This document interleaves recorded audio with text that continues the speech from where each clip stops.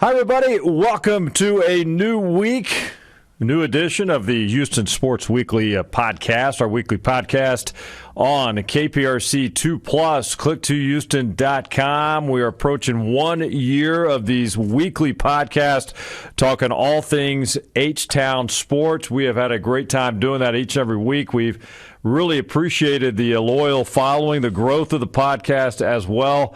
There's been plenty to talk about in Houston sports scene. Never a dull moment around here, right? Right now, we're talking a lot about the Texans, of course, getting ready for rookie camp, and the new era with DeMeco Ryans and everything exciting about that on the heels of the NFL draft, where they have a 9-person class. Hey, segment 2 today, we're going to check in with Ari Alexander. He will talk some Texans as well and go through some of this rookie class and get you ready for the start of the first rookie mini camp that begins today, this morning. In fact, if you're listening or watching this on Friday, the rookie minicamp opens later this morning, and it will run through Saturday. And I'm not sure about Sunday, but then it's going to segue into OTA workouts and, of course, into the mandatory minicamp in the middle of June before they break for about 6 or 7 weeks. And then it is go time in late July with training camp. But this first segment, we're going to talk some Astros, and we'll show you a little bit of the conversation we had in studio Sunday night talking Astros with Sports Talk 790's Adam Wexler. We'll have that here in just a moment. But just to set the table now, the Astros, fresh off that series win in Anaheim over the Angels, that was a really big series to kind of get back on track, get that mojo back. They won Game 2 after losing the opener. They should have won all 3. It didn't work out that way, but they bounced back in Game 2 and beat Shohei Ohtani in that battle between Ohtani and Framber Valdez. Valdez was spectacular, striking out 12, but they beat the previously undefeated Ohtani, who came in 4-0, and they took care of business. Martín Maldonado on a home run. That's from a mindset standpoint. That those kind of wins are big for a team like the Astros that are hovering around that 500 mark as they're dealing with injuries and waiting on guys to come back. Now they take that momentum to Chicago. They'll open a series coming up tonight against the White Sox, running through the starting pitchers tonight. There at Guaranteed Rate Field, it will be J.P. France making his second start, and Michael Kopech will get the start for Chicago. He's 1-3 with a 5.97 ERA. And J.P. France, 5 innings in his debut last week. Let's see if he can do more of that. He made his debut against the Seattle Mariners. But anyway, we're going to talk a little bit about that in this conversation, about the injuries, how they're dealing with the injuries. The good news, at least as of now, knock on wood here, with Jose Altuve, getting him back in the big league roster, but it's going to start with that next step. That's doing rehab games there in Sugar Land. So right now, let's listen in to the conversation with myself, Ari Alexander, Chancellor Johnson, and Sports Talk 790's Adam Wexler. Sir Wex, good to see you, man. Great to be here. We just kind of went through the whole laundry list of injuries and all the updates. Let's start with the news on Luis Garcia. And now that we know it's Tommy John, how big of a blow is this right now to get this news after that elbow situation? I mean, it's always how does the next guy do, and maybe you found out this weekend if that guy is J.P. France, maybe you're in a little bit better situation. It is just one start, but it's devastating for Luis. They had such good health last year. Obviously, it was really just Lance McCullers. Then when he came back, they were good to go. They had a surplus last year. They're obviously at a deficit this year. It can be devastating, and they definitely are not deep, and they definitely did not address this in the offseason with any additional starting pitching. So it's almost, if France is great, then you're okay. But if he's not, well, you don't really have many other options. One of my biggest concerns heading into the season, we talked about earlier on Sports Sunday, was, can this Houston Astros team stay healthy? And obviously, we saw that before the season even started with Jose Altuve getting hurt, and then obviously they're missing Michael Brantley as well, too. And so now you're missing Luis Garcia, hurting your rotation. And so it is that next man up mentality, and, with Dusty Baker and Dana Brown, they'll have to figure out who can step up in his place. Yeah, so you got Garcia out, Ari. Now you got Urquidy. It's going to be out, according to Dana Brown today in Seattle. he's thinking maybe around the All-Star break. Yeah, I think Wex is saying a nice way of what I want to say, which this is a disaster. You had to address this in the offseason. You need to go in 7-8 major league level starting pitchers, and they didn't do that. They had 6 really good guys, and then after that, you kind of don't know what you have. You have Bielak, you have JP France just made his debut, and he looked good. But if you're relying on JP France for a championship team, and no offense to JP France, that's not good. That means you didn't build your team the right way. Urquidy's down. We don't know how quickly McCullers is going to be able to ramp up. Garcia's out for the year. 40% of your starts for the foreseeable future, unless they make a trade, are Brandon Bielak and JP France. We'll see if they stick with that. Those options right there. Hey, how about McCullers now? What are y'all's thoughts? We were talking walking in here tonight. He's making some progress now with his rehab. Had a full bullpen session in Seattle for the first time since February. You can't rush this guy because we know the history with Lance McCullers. You got to get him healthy again. I think what they're doing is similar to last year. Just the timetable is moved up a little bit just from when he went down and the ramp-up period. I think they're trying to have the same type of result as whenever he comes back, we're pushing that date back as far as we can to make sure that he doesn't have to go back. There are no setbacks. There is no slow period of time until he's ready to get major league hitters out. And maybe there's a little bit of there's only so many innings we're getting from him this year. They push him back. We're going to get him here. He's possibly ready for the playoffs as well without being too worn down. So I think even he probably thinks they're going slowly, as we've had a chance to see him at the ballpark a couple times, and now with what happened this weekend in Seattle, I think he will be ready when he comes back, and I think he'll look like he did a year ago for those 8 starts he had during the regular season. All right, go ahead. Now, I was going to say, they say patience is a virtue, and I don't know if there's any more patient than Lance McCullers right now, getting hurt last year and then working his way back and then having to miss the start of the season. But we talked to him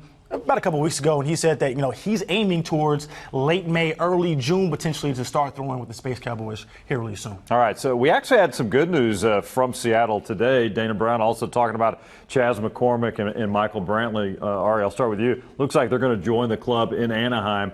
That's a nice step. Get these guys back. McCormick should be there tomorrow. I think Brantley might be the next day. Yeah, and he turned into having tons of outfield depth because Yordan Alvarez obviously can play out there. Jake Myers has been really good this year, which has been a nice surprise after his season last year. Chas McCormick was one of the best hitters on the team for a while before he went down with his injury. And obviously Michael Brantley, we know what he can do over his career. So now you have, like Wex was saying, you have a surplus in the outfield, and there's going to be that roster crunch. Who do you send down out of the catchers? Because I know Dana Brown likes Cesar Salazar as a backup. How much time are you going to give Yainer Diaz? And I think the guy that might be the odd man out is potentially David Hensley, and then you slot Mauricio Dubon back into that super utility role. You got 3 guys on the roster. Salazar is one, Hensley is another, and Rylan Bannon is an Astro. If anybody forgot, he's been on the roster for about 2 weeks. I don't know what they're doing. Salazar has to go. No offense to Salazar, but if you're never, ever going to pinch hit for Martin Maldonado, then you never, ever need a third catcher. I don't know what they're doing with that. It makes no sense. Your bench is going to get a whole lot better when McCormick and Brantley get back. All right, so we're still very early in this season, guys. We're looking right now at the division. Nobody's going to run away with this right now, and it might be that type of year where it goes through the summer, and the days might be over of the Astros winning by 12 or 13 games. But is there any kind of panic meter going on right now about what we've seen so far, where this team is, because they're kind of hovering right around 500 despite all the setbacks? Over on a big picture, not necessarily. I wouldn't panic about the division or the Rangers or the Angels and Mariners, whatever. I would panic about the rotation over the next month or two because the market has not matured for a trade yet. The guys that you need now to fill that rotation, they're not available until July.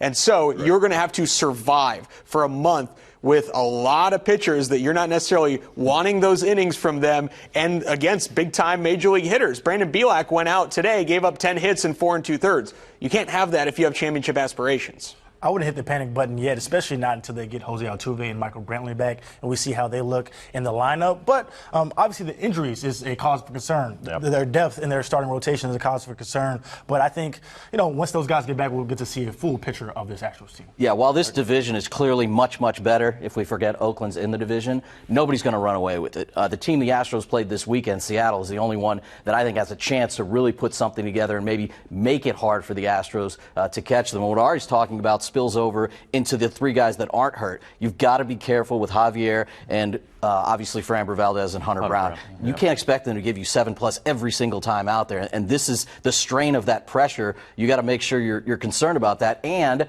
they probably wanted Hunter Brown on some kind of an innings limit as a rookie. So all these things are concerns with other guys down. All right, great conversation there. Appreciate Wex hanging out with us on Sports Sunday, Sunday night. Again, a lot of questions. Urquidy, looks like all-star break if things go as they hope they will go. Luis Garcia out for the year, elbow, Tommy John surgery. Still waiting on an update on Lance McCullers. Seems to be making progress, but the big news this past week, Michael Brantley, that you may not have heard in that piece, Michael Brantley actually sent back to Houston on the verge of being called up and activated in Anaheim. Didn't happen. Back to Houston to get that sore shoulder checked out. Let's hope it's not a setback, but when you get reevaluated and you need to go back to get things checked out again, that's usually not a good sign. Let's hope it's just that, and he can rejoin the Astros perhaps in Chicago. So that's the latest. Astros hanging in there, 19-18 as they enter the series tonight against the Chicago White Sox. Then they return home, face the Cubs, and then the Oakland A's. So the White Sox, Cubs, and A's, very winnable series. They can really get something going here if they lock in and stay focused and get a little winning streak going and get some separation away from 500. All right, we're going to take a break on Houston Sports Weekly. That's the Astros Talk. Coming up, we're going to talk Texans. I'll hand the baton over to KPRC 2 Sports' Ari Alexander when we come back on Houston Sports Weekly. Welcome back to Houston Sports Weekly. I'm Ari Alexander. We will be talking about the Texans and the Rockets, all sorts of other goings-on here in the city of Houston. Randy with some of the Astros talk, what's going on with 500-level team right now, hoping to defend that World Series championship, but lots of injuries going on with the Astros. Of course, the Texans and Rockets trying to get to a spot like where the Astros are, and we're going to start with the Texans, who are coming off a draft that many have believed is impressive, and then many outside of Houston, for the most part, are criticizing for how much they traded up for Will Anderson. But coming on Friday, you will go to rookie minicamp. We'll see these guys in Texans practice uniforms up close, find out their numbers, find out what they look like on a field that is an NFL practice field. Of course, we're not going to know a whole lot about how much these guys can bring until fall camp, until we see them actually in scrimmages or even in the preseason games playing against real competition. But this is just kind of a quick look at what they are. But in terms of what the Texans did in the draft, they filled a whole bunch of positions in need. And when you're looking at this team, you knew that there were a whole bunch of areas that they needed help. Obviously, quarterback was the big one, and you go and you get C.J. Stroud, who was a star at Ohio State, at 2. You need more pass rushing. They go and get Will Anderson. You need a center, because otherwise Paul Quessenberry is your starting center, and they go and get Juice Scruggs in the 3rd round, a guy who we'll see. You can find centers in the mid-rounds of the draft and be useful. I know a lot of offensive linemen coming out top rounds, but there's a lot of those guys that are found in the mid 3rd, 4th, 5th round that turned out to be good players. The Texans, even in not just offensive linemen, but interior, have a history of just randomly finding these guys. Charles Omenihu, before he left, was like a 5th, 6th round pick. He was a pretty good player for a little bit. DJ Reader got this massive contract, and I know he's had some injuries since he's got the big deal and gone to the Bengals, but he was a late round pick. And so there are good players to be found in these later rounds, and you hope Juice Scruggs, the center out of Penn State, can come in, fill in immediately, because a lot of these draft pick linemen past the 1st round that the Texans have not worked out, especially on the interior. They got Titus Howard as a 1st round pick in 2019, and he's bounced between guard and tackle, and he's now, it feels like, solidified himself as a pretty solid right tackle in the NFL. On the other side of Laramie Tunsil, who's one of the better left tackles. So, okay, bookends, you're good, right? And then now you need those interiors. Today, being Wednesday, as I'm recording this, Shaq Mason has signed an extension, a 3-year, $36 million extension, according to KPRC 2 Texans insider Aaron Wilson. Mason will be the Texans it will be a guard for the Texans for the next few years. So, all right, you solidified another position of a guy who is a starter on Patriots Super Bowl teams. You have Kenyan Green, who didn't look great his rookie year, and he's now going into year 2, and he needs to solidify another one of those guard spots. And he was a first-round pick, so you hope that the talent level is there, that Kenyan Green can, year 2, improve from year 1. It's something we saw with Titus Howard, where in 2020 he was better than 2019. 2021 he was even better player, and then this past season he was a very solid right tackle for the Texans. And so is Kenyan Green going to be a one-year project? Probably not. You got to figure out, are you going to extend him a 5th-year option and a season or 2 here? You got to figure out, is this guy for real? And the Texans hope to find out, because if he is, you've now set 4 of your 5 linemen as solid at worst. You have one of the best left tackles in the league to protect C.J. Stroud in Laramie Tunsil. You have a above average, I would call Titus Howard, right tackle. You have a above average, I would call guard in Shaq Mason. And all you need from Kenyan Green is to be average to above average, and you are solidified at 4 positions, and then you find out what you can do at center. Maybe you make a trade for some more draft capital. Maybe Juice Scruggs is the guy. Maybe your scouting department came in and did the right thing and found, hey, this guy can do it. This guy can step up. Maybe you give Quessenberry the first 4 or 5 games, and then Juice Scruggs takes over. Or they find and sign someone else. Receiver is another spot that the Texans have to completely commit to overhauling that room, and they have to some degree with Robert Woods. I don't know if Robert Woods is good enough to be a wide receiver 1. That's a concern I have for C.J. Stroud coming in and seeing that that's his receiver room, that Nico Collins has been okay, had flashes, not necessarily super consistent. Robert Woods is your wide receiver 1, and then you have Tank Dell, who, as enamored, I think, as many of us are by what we see on film and what we see in camps, and just when you look at him, like we were at his workout, and he looks quick and sudden, and the burst is there, and you can see why he led the nation in yards and touchdown catches, but he's a rookie, and there's a chance that it takes him a while to adjust to the NFL. You hope that it doesn't take that long, but there's a chance it takes him a while to adjust. Then you have Xavier Hutchinson from Iowa State by way of Blinn, who was really good at Iowa State, but he's a 6th-round pick. So why is it the testing numbers? Because he's a pretty big receiver, right? Is it his film that's not as impressive as a 5'8" Tank Dell, and he's getting picked 3 rounds later than a smaller guy? And he's playing Big 12 competition, and Tank is playing in the American. So you look at that and almost think, what's wrong with Xavier Hutchinson? But then at the same time, the scouts could have seen something other scouts haven't, and he could be a really good player. He's a guy I'm excited about. But you do have questions as to why was this guy a 6th-round pick. But I think that with those 4, and I know the Texans have some other additions, I'm going to have to glance through and try to remember. There's Amari Rogers, a few other guys. The tight end that they signed, that's one really impressive signing that I thought was good, was Dalton Schultz. Dalton Schultz is a starter for the Cowboys last year. Dalton Schultz is a good player. He's a good tight end.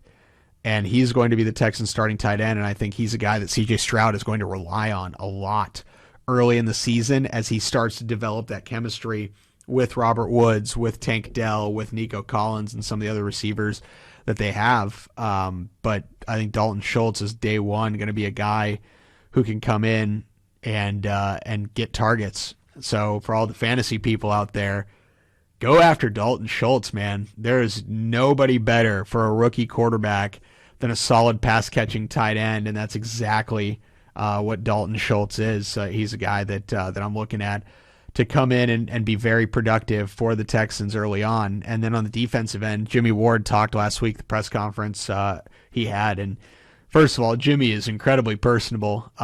He's a guy that I think is going to be one of the leaders on that defense. He's going to start at safety next to Jalen Petrie, and that is a good tandem. Petrie, has some things he needs to clean up, just young type of plays, but he brings it. He gets interceptions. He gets a lot of tackles. He's a guy that can be a really good starter in this league. I think Pro Bowl caliber eventually. And then you have Jimmy Ward, who has just been a solid veteran, just a good player. He's a guy who can lay it a little bit too. And that's, I think, a guy that's going to be really good for Petrie to learn from. It's been a little bit different because he's been working with Jonathan Owens a lot, who's currently a free agent, recently married. Congratulations, Jonathan and Simone Biles. And Jonathan is just kind of a different guy. And not a knock on him, but he's a guy that is on a roster because he does everything right in the locker room and everything right on the practice field.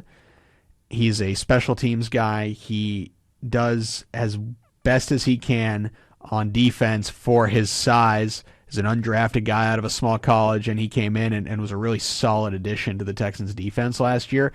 Jimmy Ward is a little bit of a different beast. Jimmy Ward was a higher round pick. He's been a long-time starter for a lot of really good defenses. And for Petrie to go from, it's a different type of guy you're learning from, right? Owens is the perfect guy to learn from if you want to learn how to do everything right on the practice field, how to know what you're doing on the field, because he's a guy that has had to just fight and grind so much for his opportunity, and he earned it. He earned the opportunity to be an NFL starter, and that takes a lot more than physical ability, and it's something that you got to applaud Jonathan Owens for. On the other side, Jimmy Ward is coming off of defenses that have been near the top of the league every year. He knows DeMeco's scheme. That's another thing is who do you want teaching you the ins and outs of DeMeco Ryans' defense, the guy who's been in it, or the Niners, what they've done with Robert Saleh and just over the years of having a solid defense for years. And so I think Jimmy Ward is going to be the perfect teacher for a Derek Stingley Jr., for a Jalen Petrie, and then you have other cornerbacks, Steven Nelson and Desmond King, who are good. Back end, I think the Texans are pretty solid, and then you look at the rest of the defense with Will Anderson joining Jonathan Grenard and Jerry Hughes. It's not bad. Malik Collins, Sheldon Rankins up the middle with Roy Lopez backing those guys up. On paper, not that bad. You look at the linebackers, Christian Harris, Denzel Perryman, they just signed. There are going to be some other guys that are going to have a chance to earn a spot. I think that's one where they're a little bit weaker than some of the other sections on defense. But you're looking at their team as a whole, and I think that this, second worst odds to the Super Bowl, like, sure, are they going to go to the Super Bowl? No. Are they going to make the playoffs? Probably not. Do I think that they're going to be far more competitive than people are giving them credit, or that the odds makers are giving them credit? Yes. And I think part of that is because you look at the rest of the division. They play 6 games against 3 teams who just are not significantly better than them. The Jaguars have a lot of talent. Trevor Lawrence looks like he's taken a step.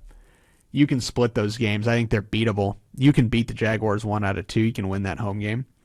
The Colts, almost the same spot the Texans are in, rookie quarterback, and their roster is a lot worse than I think people think it is, because they are removed from some good years recently, and they collapsed last year. Not all of that was Matt Ryan, or not all of that was Shaquille Leonard missing. A lot of that was just deep, top to bottom. They're not that good. The Titans have totally collapsed. I know Derrick Henry runs all over the Texans every year, but Ryan Tannehill has turned out to not be that guy. And they lost A.J. Brown, and their receiving core might be the worst in the league. And again, top to bottom, you look at the roster, they were solid. Mike Vrabel had built this team up to be a solid, underrated, top to bottom roster type team. They're not that anymore. They're not that good. So I think the Texans have a chance. And you got to keep in mind, they went 3-2-1 last year against the division. And I think they're a little better this year. So could you go 4-2? Yeah. And then to have a chance to maybe make the playoffs this year at 9-8. Last year 9-8 did it. You go 5-6. Do we think the Texans can go 5-6 against the rest of their schedule? Maybe. Probably not. But 4-7 seems like you're basically right. Back in the day when college football used to play 11 games and Wake Forest would go 4-7 every year, you're expecting the Texans to be Wake Forest, like Maryland, right? Like those teams are always 4-7, 5-6. Can you be Maryland against your other 11 opponents and then go 4-2? Maybe. There's a shot they could be 8-9, 9-8, and have a chance to compete. And a lot of that I'm saying is on the weakness of the other teams and not necessarily the strength of the Texans. So that's all on the Texans. I'm going to run through a couple quick Rockets notes here. If you read our newsletters, you saw I talked a little bit about the rumors of James Harden, the rumors of Jaylen Brown, and then some potential names for assistant coaches for Ime Udoka. So I've talked to some people around the league. And again, I want to reiterate, it's kind of the same thing that I wrote in the newsletter, is when you talk to anyone around the NBA, execs, agents, all these different people around the league, ex-players, current players, and just the feeling is everyone's just like, yeah, he's coming back. And there's no like, he might be. And of course, there's kind of the caveat of what if he's using the Texans, James Harden that is, to negotiate a better deal with the Sixers. And the Sixers are on the verge of taking down the Celtics and going to the Eastern Conference Finals. There's a chance of that. But like everyone you talk to is just like, oh yeah, he's coming back. Like in a very nonchalant fashion. So we'll see what happens, but it's a hot rumor for a reason, because the way that everybody in the league is treating it is as an inevitability of just like, oh yeah, like just casual inevitability that he's coming back. In terms of assistant coaches, before we wrap up here, one name I've been hearing that I wrote in the newsletter, Ben Sullivan. He's an assistant with the Celtics.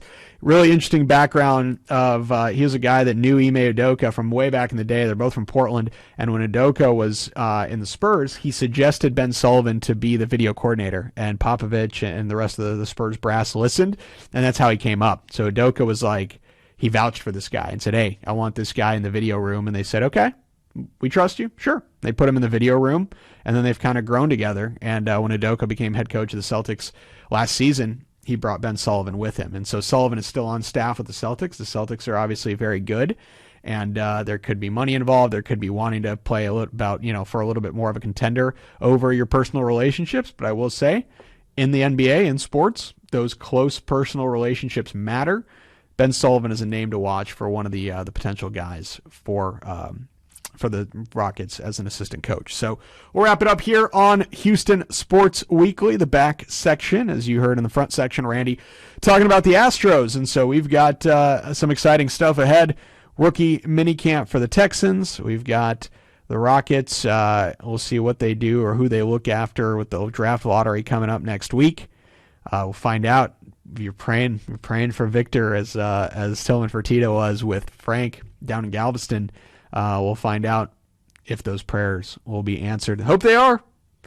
We'll find out what's going on with the Rockets, the Texans, the Astros, and all the other sports here in Houston on Houston Sports Weekly. Thanks for watching. Thanks for listening on KPRC 2+.